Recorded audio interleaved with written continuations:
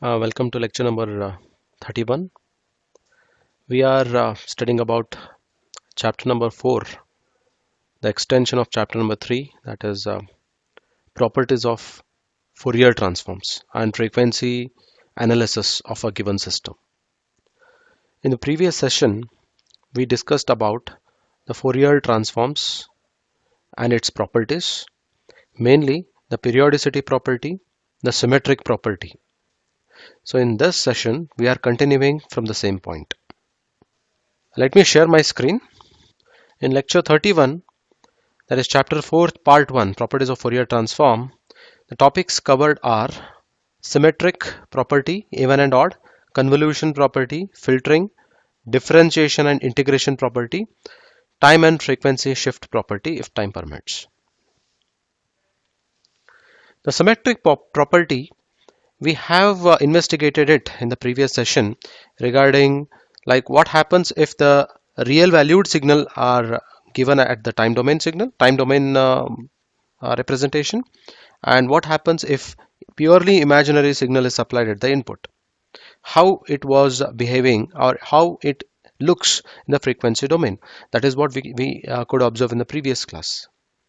So in this session, we are just extending it a bit more. To just recapture it, we had learned that x is given by a plus ib, then its conjugate, complex conjugate, is given by a minus ib. And you know that if a is equal to 0, the meaning is x is or else I can say x conjugate is minus ib, or else I can write it as minus x, right? And you call this as a purely imaginary. If b is equal to 0, then only a is left.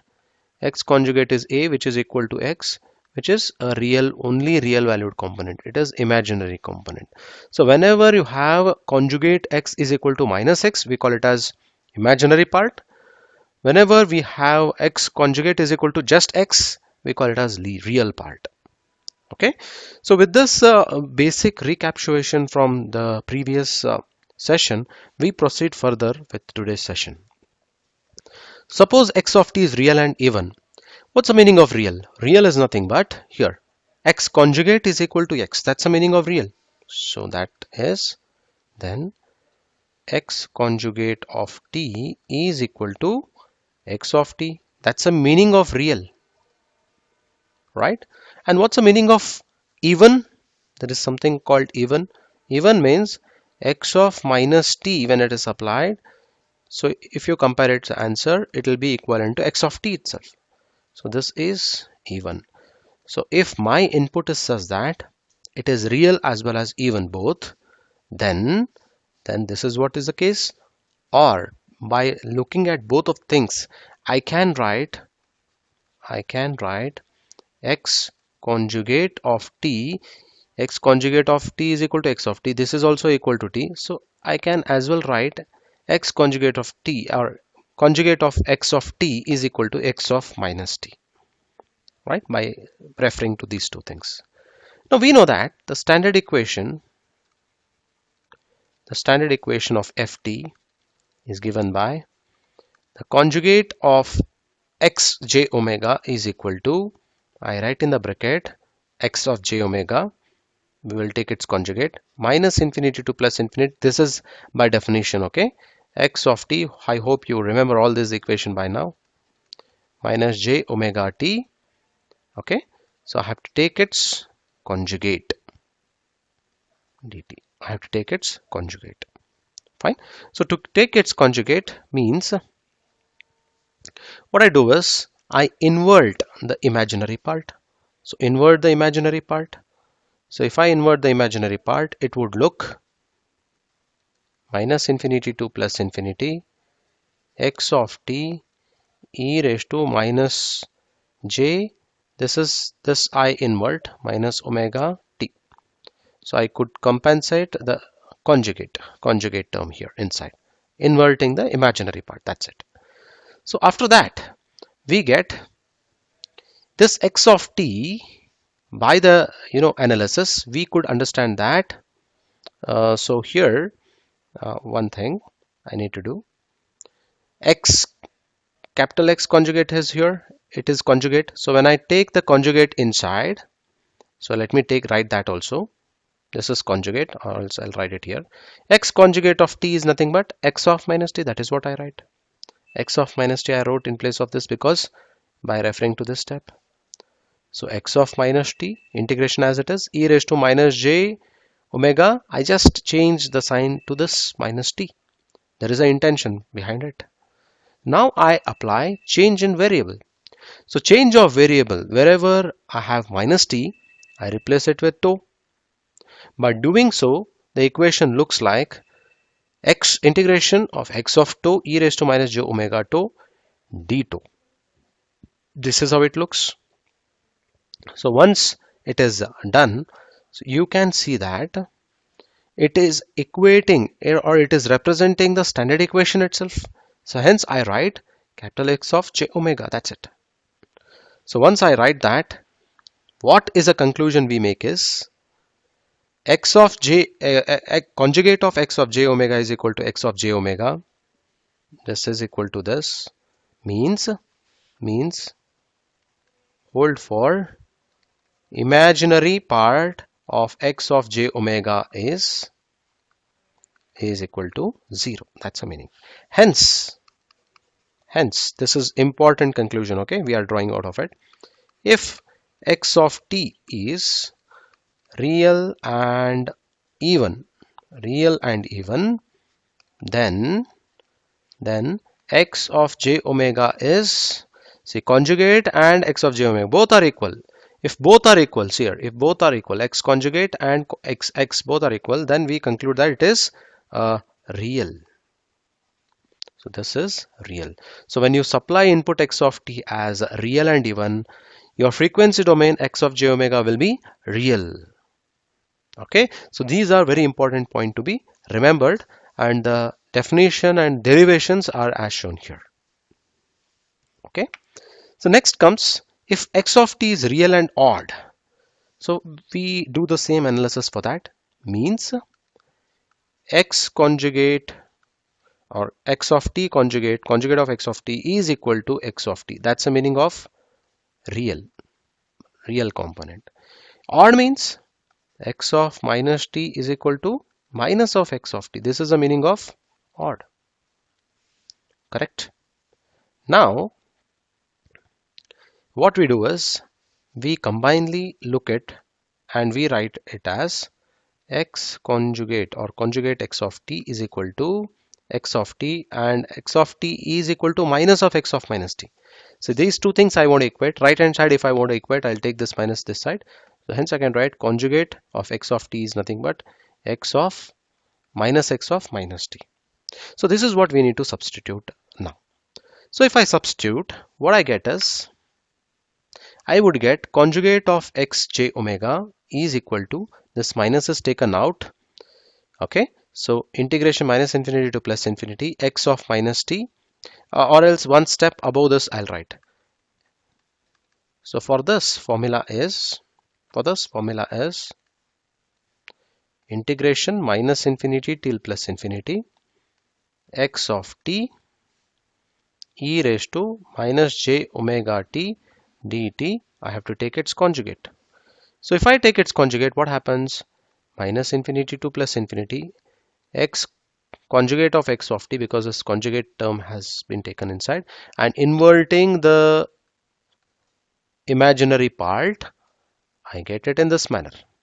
So now conjugate of x of t can be replaced with minus of x of minus t. So minus I took it outside, x of minus t is here. Fine.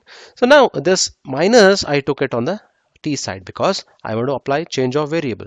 Same change of variable, tau is equal to minus t will give me, so x conjugate x of j omega is equal to integration minus integration x of 2 e raised to minus j omega 2. So this is as simple as minus x of j omega. So this is equal to minus x of j omega. Again, to arrive at the conclusion, so this holds. The meaning of it is real component of x of j omega is 0. That's the meaning. So when you get x conjugate is equal to minus x means real term of a complex number is 0. That's the meaning of it. If a is equal to 0, this is what will be resulted. Hence the conclusion is, hence if x of t is real and odd, so your x conjugate of j omega is equal to minus x of j omega, hence it is a imaginary. It will result in imaginary. So in time domain, if x of t is in this fashion, in the frequency domain, it looks in the other fashion. Okay. So if real we have considered, if imaginary is considered, we have already analyzed it in the previous class. For imaginary, your frequency domain will always be imaginary as well as odd function. So that is what we have analyzed. I hope there are no doubts in symmetric properties. So we are coming to the conclusion part of the symmetric property.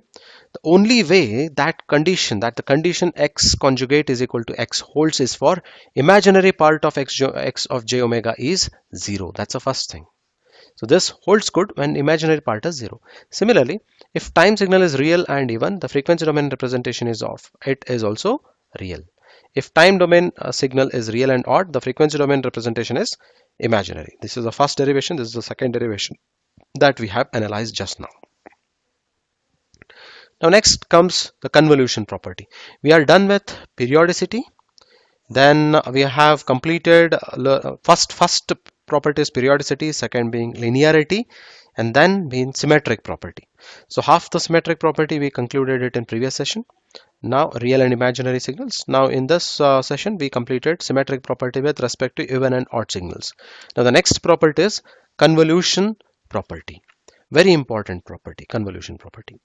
The convolution of the signal in the time domain transforms to a multiplication of their respective frequency representation in the frequency domain. The very important application of Fourier representation or frequency domain analysis is this point.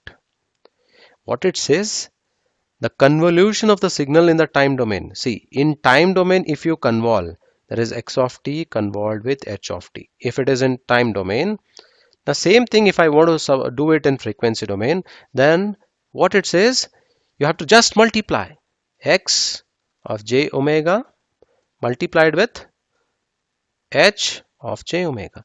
It is multiplication. This is convolution. This is convolution. This is multiplication. Huge difference. In convolution, you have summation, you have multiplication, series of multiplications you need to carry out. So convolution is a tricky mathematical operation. Whereas multiplication, it is just single multiplication. So rather than performing convolution in time domain of the signal, what we do is we convert both of the signal into the frequency domain, and there in the frequency domain, if you just multiply, the work is done. And just take the inverse transform of it, you'll get back the time domain signals which are convolved. So that reduces the hardware complexity and efficiency in the design a lot. So hence, this is one of the important application of this chapter. The convolution property is a consequence of complex sinusoids being eigen functions. So this can be proved, so I don't go in detail about this. Okay. So convolution of non-periodic signal, filtering, and convolution of periodic signal. These three things are to be studied, but convolution of periodic signal is not there for your syllabus. So we concentrate on convolution of non-periodic signal, especially FT alone, not DTFT, and then filtering. So here we go on. The convolution of non-periodic signal means I have already said I'm considering FT for it. So here the convolution means the first thing that comes to your mind is its denotation or its symbolic representation. H of t being the system representation, impulse response I can say. X of t is input. If I ask you to find out the output of the system, this is a system represented with impulse response h of t, input is x of t, we have asked to find out y of t. Right? So the convolution representation as well as its definition have been written here. So its definition is, as it is a continuous time convolution integral we need to apply. So minus infinity to plus infinity integration h of 2 of x of t minus 2 d2. So this can be interchanged, but intentionally I have written in this manner. This is convolution definition. Convolution definition it is. Okay. So next, what we do is we express this x of t minus 2 in term of ft. So we shall write the field, the Fourier transform equation. So Fourier transform equation for x of t is written as x of t is equal to 1 by 2 pi. This is its definition. Okay, I'm writing x of j omega e raised to j omega t d omega. This is a definition. So now here x of t minus 2 is there. Replace t with t minus 2. So here t minus 2 has been replaced. So now if I ask you to write y of t is equal to integration minus infinity to plus infinity h of 2, right? So h of 2 in place of x of minus 2, we will put it here. We'll put it here, and what is left? d2. So this is what is has to be done. So same thing, I'll show it. I'll go to the next slide and I'll show it. So here, so Fourier transform equation. So the same equation I have written here. Okay, same equation. With that, we have designed it. So now, after substitution into the convolution integral, it yields in the same fashion that just now I have shown the standard form. So I took it inside here. So one change what I'm making here is I'm separating this e raised to j omega t into e raised to minus j omega 2. That thing I'm doing it here. This is what is done. Now what I do is this integration h of 2 I take it inside, 1 by 2 pi I take it outside. So what I do is I try to merge, right, h of 2 and e raised to minus j omega 2 and d2 in the same line so that it looks like this. So 1 by 2 pi integration I took it outside, integration h of 2 into e raised to minus j omega 2 d2 I put it in the bracket because I have some intentions of writing here. Then x of j omega as it is, e raised to j omega t left out as it is, d omega left out as it is. So now if I write it, what I get is, for this, you just observe, this is a definition of Fourier transform itself. Fourier transform definition, x of j omega x of j omega is equal to integration from minus infinity to plus infinity x of t e raised to minus j omega t dt. This is the definition. So if you apply it here, it is same thing. The only thing is in place of t we have 2, but it doesn't matter in the frequency domain. We write it as h of j omega in place of this, and x of j omega is here. Okay, so e raised to j omega t d omega, everything is there. Now if I apply in the same fashion, if I try to apply the standard form for y of t, if I apply standard definition of ft for y of t, I would get it as 1 by 2 pi integration minus infinity to plus infinity y of j omega e raised to j omega t d omega. This is a standard form. Now compare these two equations. 1 by 2 pi integration e raised to j omega t d omega, everything is same. Only in this place I have y of j omega. Hence I can write y of j omega is equal to h of j omega multiplied by x of j omega. So that is what is a beauty of frequency domain representation. In time domain, whatever convolution operation you were doing, in frequency domain you are doing a multiplication operation. It's a great reduction in hardware utilization. You need only one multiplier in order to perform the convolution. Wherein in time domain, you just imagine how many times you are multiplying, how many times you are adding. So it's greatly optimized version in the frequency domain representation. So that's a advantage. Okay. So convolution of h of t and x of t in the time domain corresponds to multiplication of Fourier transform h of j omega and x of j omega in the frequency domain. That is, so here is a pair. Y of t is equal to h of t convolved with x of t. So in time domain, you have to convolve. In frequency domain, if you convert the each and individual h of t to h of j omega, x of t to x of j omega, just multiply, you would get the Fourier transform of y of t directly. Okay, so this is in frequency domain. So this is an analysis of convolution integral acting as a multiplication in the frequency domain.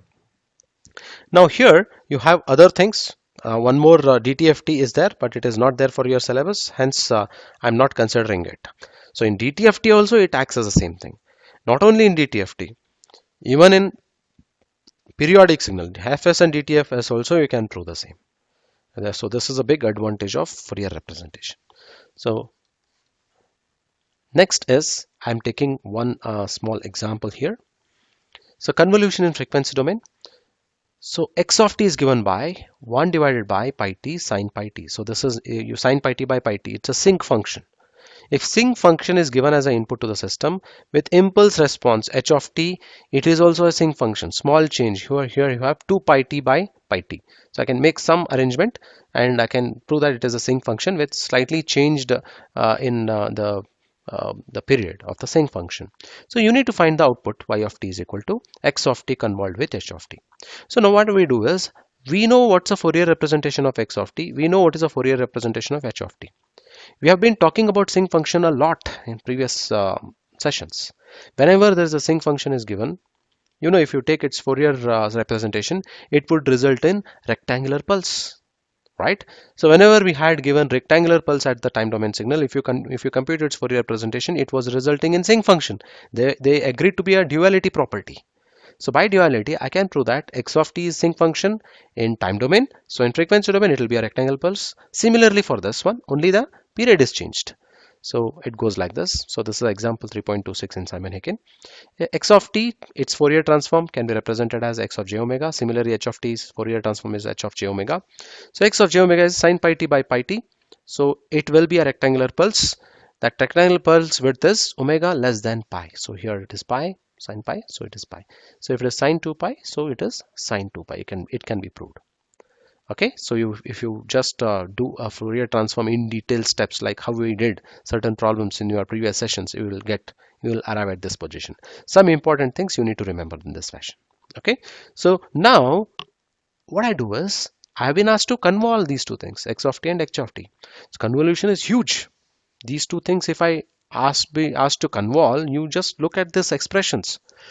These are very difficult for convolving. So what I do is I converted this one into the frequency domain. I got here. I converted this signal into a frequency domain. I got this one. Now I multiply, just simply I multiply these two things. If I multiply, so what do you get? This is a rectangular pulse ranging from minus pi to pi. This is x of j omega. And this is a rectangular pulse ranging from, this is j omega minus 2 pi to 2 pi. If I ask you to multiply, so wherever you have non-zero, only those things gets multiplied. So minus pi to pi, the output y of j omega will be having the value. That is what I write. So you know that this is a multiplication. So it follows that 1 to 0 y of j omega, because it's a multiplication, only this part will be retained. This part is overlapping, right? So hence you get 1 from this region. Okay, so we conclude that y of t, so this is rectangular pulse. Again, if I apply inverse Fourier transform to it, we get the sinc function in the same manner, sine pi t by pi t. How simply we completed it. So by just knowing one fundamental thing from the Fourier transform, that sinc function will result in rectangular pulse result in sinc function in the time domain to frequency domain or vice versa. That is one fundamental thing. Second fundamental thing is convolution in time domain is equivalent to multiplication in frequency domain. Using this fundamental, I could solve a very big problem in a very short time. And it consumes very less hardware if I want to design a hardware out of it, a circuit out of it. So that's the advantage of the convolution property. So this is an example. So one more example I have here. So I have been given, using the convolution property, find the ft of the system output for the following. So input is given and system impulse response is given. Input is x of t, 3 e raised to minus t u of t, h of t is equal to into e raised to, so one second. So here, so what I do is I'll take the solution. We know that we use two fundamentals here. First fundamental is e raised to minus at u of t. If I take its ft, one question I had given in your internals regarding this. It will result in 1 by a plus j omega. This is first fundamental. Okay, first fundamental. Second fundamental is x of t convolved with h of t in frequency domain. What happens? X of j omega multiplied with h of j omega. So these two fundamentals I'll use and I'll apply for this. The first one, 3 into e raised to t u of t. If I take its ft, so it will result in 3 is a constant, I'll write it, divided by, in place of a I'm having 1 plus j omega. That's it. This is a Fourier representation of x of t. Now for h of t, 2 into e raised to minus 2t u of t. So if I apply ft to it, 2 is a constant. Here in place of I am having 2 plus j omega. So now by convolution property, so what I can do, so I have here already. So if I take its convolution, so what I get, y of t, right? So y of t is equal to x of t convolved with h of t.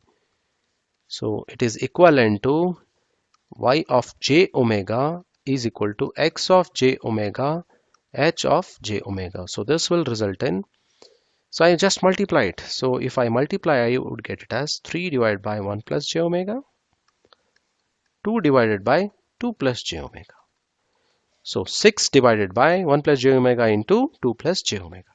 So this is your answer. Very simple.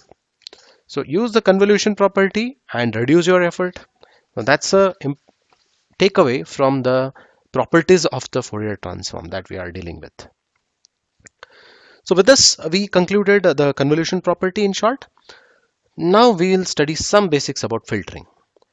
You know, this term you will hear many times in several other subjects in your future semester. So what is filtering? So the filtering word term has been taken from the traditional word that we are using, water filter. So in water filter, it filter out the impurities out of the water. Now similarly, in signals and system, filtering means it will filter out the unwanted part of the signal that my system doesn't want or that I don't want to have at my output.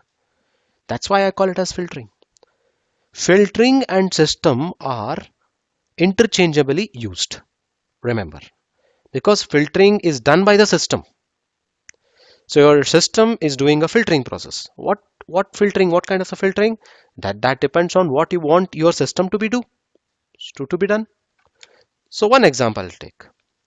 A system performs filtering on the input signal by presenting a different response to the component of the input that are at different frequencies. Quite complex at prima facie to read this statement, so I simplify it. The term filtering implies that some frequency component of the input are eliminated while others are passed by the system unchanged. In recent some 2 to 3 sessions before, I had taken the conceptual class on frequency for Fourier representation. There I had quoted an example of blurring of image signal and edge detection of the or edge extraction of the image signal. You know, if you take a snap or a pic, if you want to extract the edges of the edges present in that pic, then you should retain the high frequency component.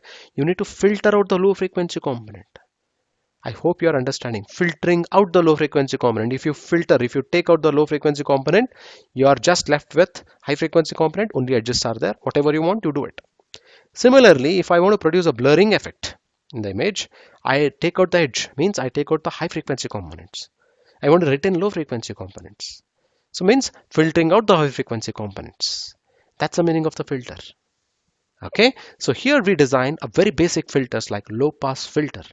What's the meaning of low pass filter? Low pass filter attenuates, means truncates or removes. That's the meaning. Low pass filter attenuates high frequency components of the input and passes only the low frequency components. That's the meaning of low pass filter. Similarly, high pass filter means high pass filter attenuates low frequency components and passes the high frequency components. This is the meaning of high pass filter. Okay. Next, we have two more such things. Those are band pass filter and band reject filter.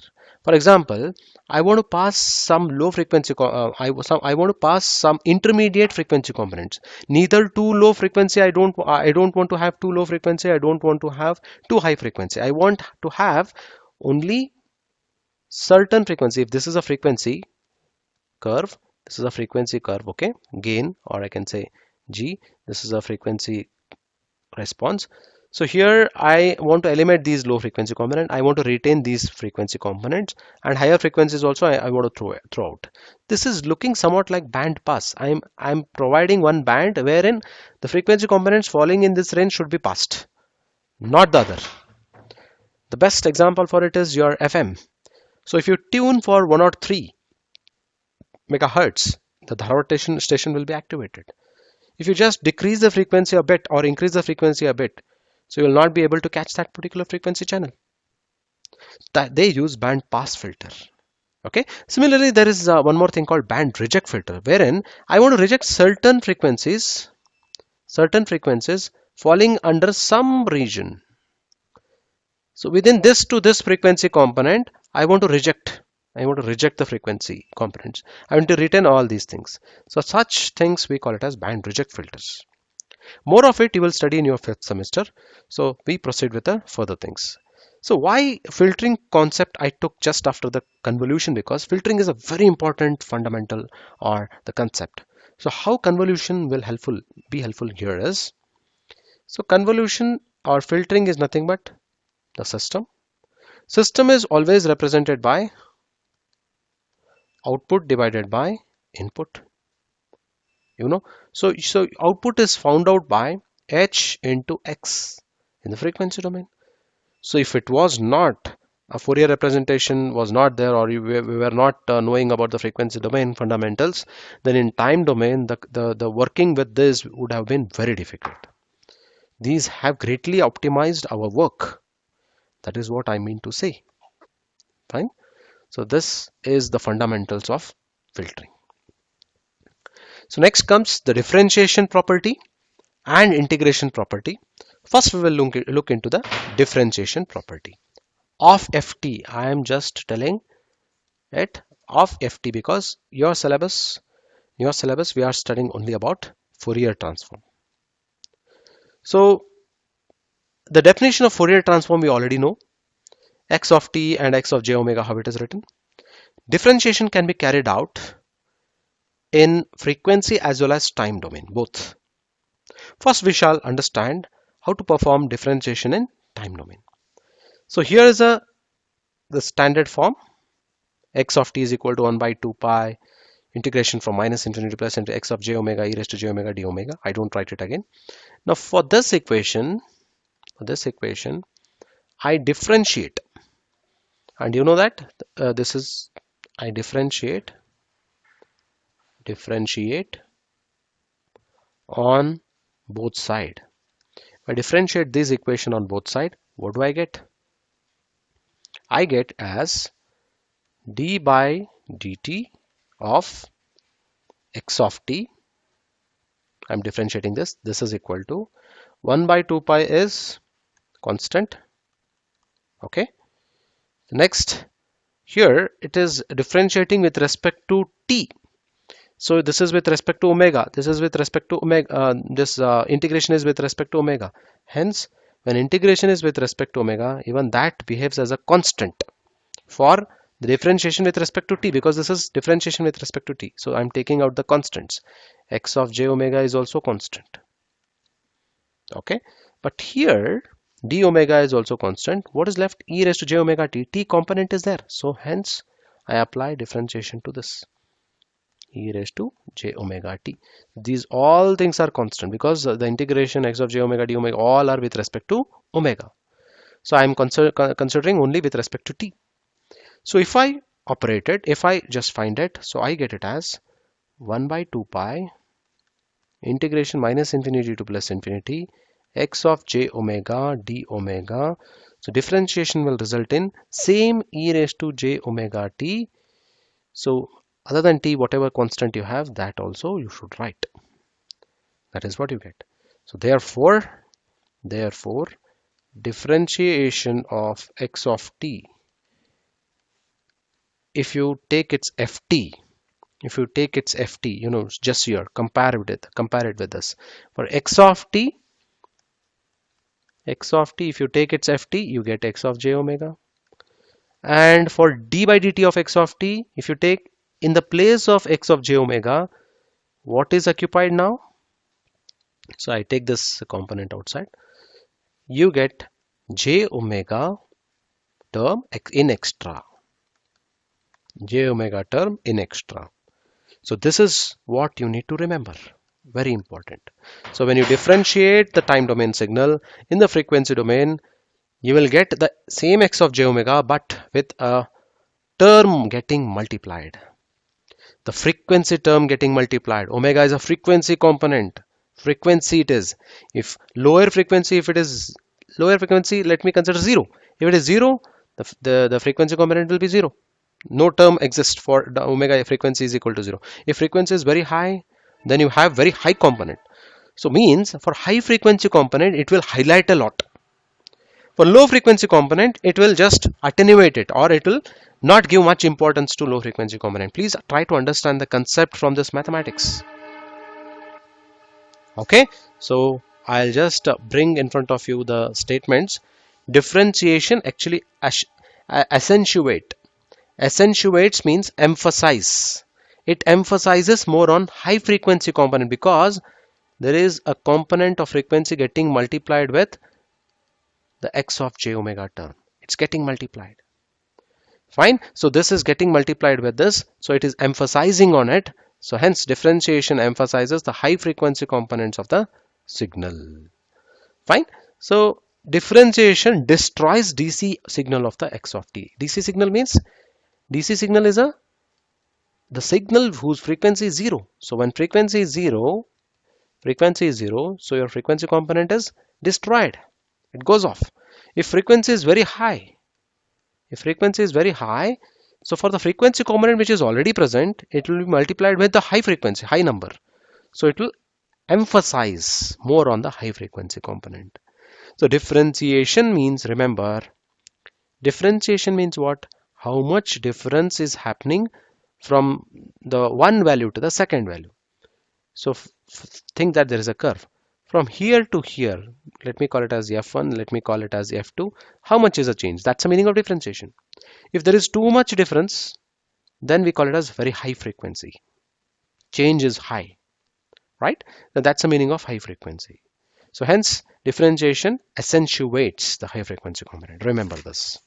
And then the ft of differentiation signal at omega is equal to 0 is 0. That's the meaning of DC signal being 0. We will verify the differentiation property with the very well known the component, because you know that e raised to minus at u of t will result in what? You already know it. So we verify it. So how do we verify? So what I do is I take the same given thing, d by dt e raised to minus at u of t is equal to, so I just apply the differentiation, simple differentiation, not property. 11th and 12th concept. Apply the differentiation d by dt u into v. So for that, one component I'll take it as constant. First I'll take constant as u of t. I apply the differentiation. Differentiation will result in e raised to minus at. So other than t, what you have? Into minus a, that you get plus. Now I keep e raised to minus at as constant. So differentiation of u of t, what you get? Differentiation of u of t will get you first chapter. Differentiation of step function will result in impulse function. This you have studied in the very first chapter. This is a differentiation. I'll write it in the right manner. Minus a e raised to minus at u of t plus delta of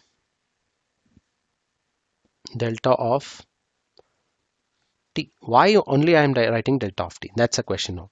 Because delta of t exists only for t is equal to 0. For t is equal to 0, e raised to 0 delta of t is nothing but delta of t alone, because e raised to 0 will result in 1. So hence I write only delta of t. That's the meaning of differentiation of e raised to minus given question. Now if I apply the ft Fourier transform to it, apply Fourier transform to it, what do you get? I'll take this, I apply ft.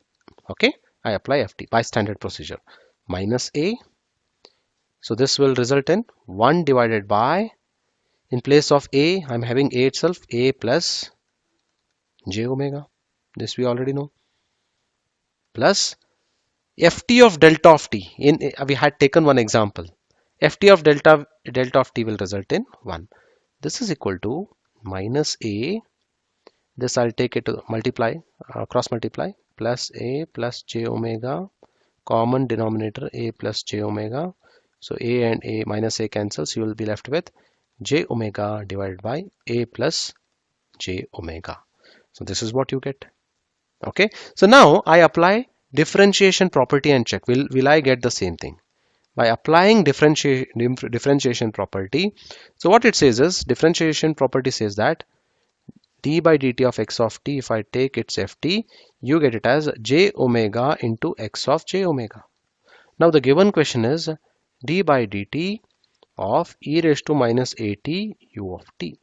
This is a given question. Now if I apply its ft, j omega component will be there.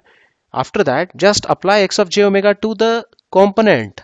This component x of j omega is a plus j omega. That's it. Just compare these two things. Both are same. Hence, it is verified. It is verified to be correct. It is verified. Very simple. So the properties will help you to solve the problems very easily. That's the importance of the properties. Now differentiation in frequency. So differentiation in frequency, again I am taking the standard definitions of Fourier transform. Now I use the frequency component.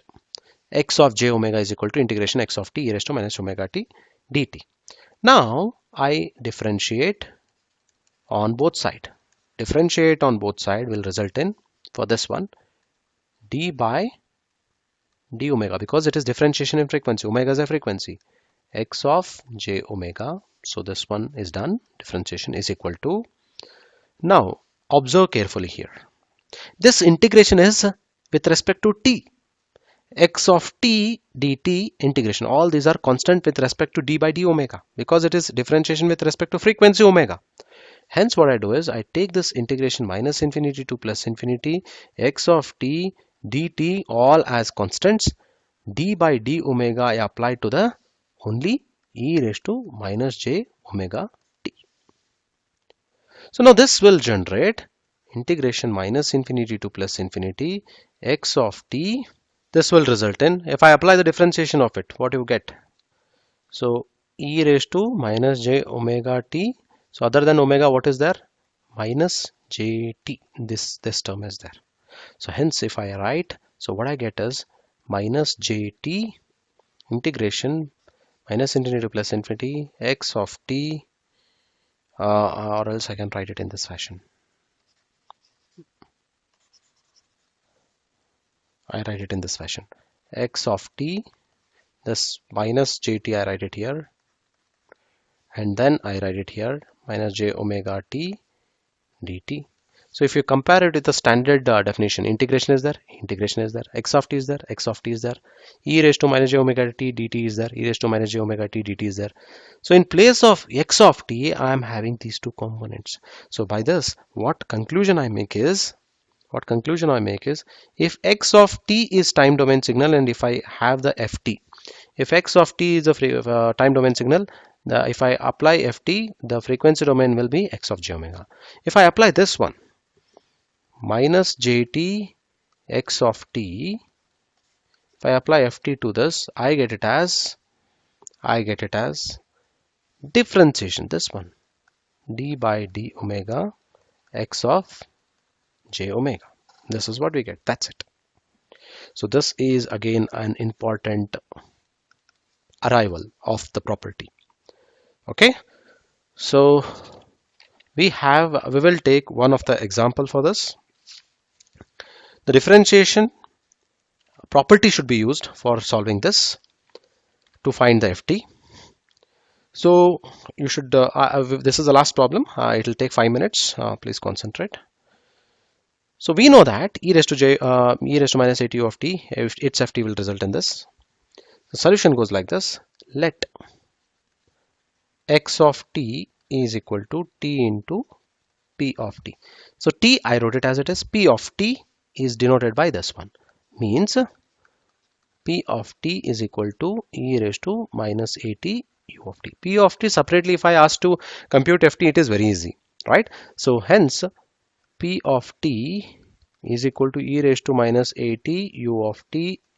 By applying Fourier transform, we get p of j omega, which is nothing but its Fourier transform will result in 1 divided by a plus j omega. So this we already know. Okay, this we already know from the given point. Now from differentiation property, we get property in frequency. We get, so what I write is, why I'm taking frequency property in differential property in frequency, because I'm already having t into something. So the definition of differentiation property goes like this: minus jt x of t. In place of x of t, I write p of t, just to have the match with this problem. If I take its ft, I get it as d by d omega. In place of x, I'm having p, that's why I write p of j omega. This is what we learned in the previous slide. Now here in the question, I'm having only t, so I retain only t. I take minus j on the other side. What do I get? I get it as 1 divided by, or minus, I'll take like this, 1 divided by j, minus 1 by j. I get d by d omega p of j omega. So here minus 1 means j square divided by j, d by d omega p of j omega. So j square means j and j square cancels, j and square cancels. So j d by d omega p of j omega. So this is nothing but t into p of t. T into p of t is itself is x of t. So I have to perform only this. That's the conclusion we derived. Now in the next slide, I take this j into d omega p of j omega. So now x of j omega can be got as j into d by d omega p of j omega. So this is what we understood. So x of t is ft is x of j omega. X of t is t of p of t. T of p of t. X of j omega is this one. So hence I perform the further analysis here. This is equal to j d by d omega. Now check what is p of j omega. P of j omega is already found out. It is 1 by a plus j omega. 1 divided by a plus j omega. So you have to take its differentiation. So you can write it in your own way or in your as your wish. So it can be written like this. So its differentiation will result in j.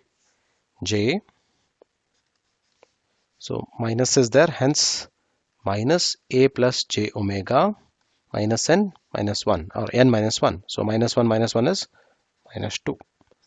So j term here after differentiation with respect to omega. So with respect to omega, if I differentiate the internal component, so a is gone. So j, one more j will come out. This j and this j will be j square. J square and 1 minus will be, j square is minus 1. Minus 1 minus goes off. So you will be left with a plus j omega raised to minus 2, which is nothing but, therefore x of j omega is equal to 1 divided by a plus j omega whole square. That's it. Okay, so this is the differentiation property in frequency. So differentiation property exists both in time domain and frequency domain. So with this, I conclude today's lecture. Thank you.